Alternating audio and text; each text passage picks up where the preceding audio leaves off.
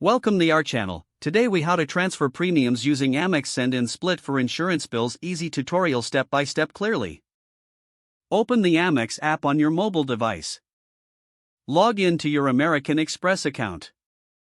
Navigate to the Send Split feature located on the home screen. Select the Send Money option to initiate a payment.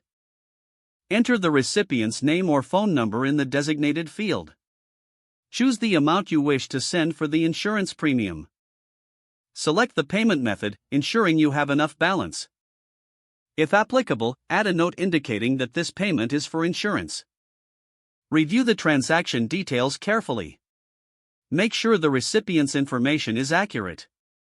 Tap on the Send button to complete the transaction. Wait for a confirmation message to ensure the payment has been processed.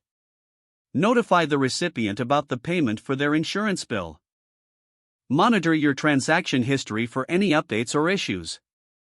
Keep records of this transaction for your personal budgeting. Ensure the recipient applies the payment appropriately to their insurance bill. If the page does not load, refresh the browser or try again in a private or incognito window. Make sure you are using the correct email address, then retype it carefully to avoid small typos. If your password is not accepted, use the reset option and create a new strong password you can remember. Check your spam folder for verification or security emails, then complete any requested confirmation steps. Enable two-factor authentication if available to improve account security and reduce unauthorized access risk.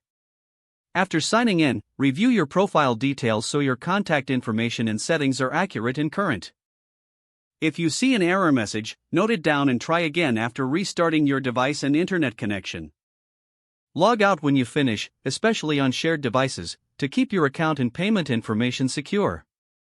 If the page does not load, refresh the browser or try again in a private or incognito window. Make sure you are using the correct email address, then retype it carefully to avoid small typos.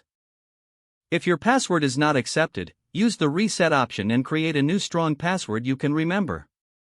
Check your spam folder for verification or security emails, then complete any requested confirmation steps.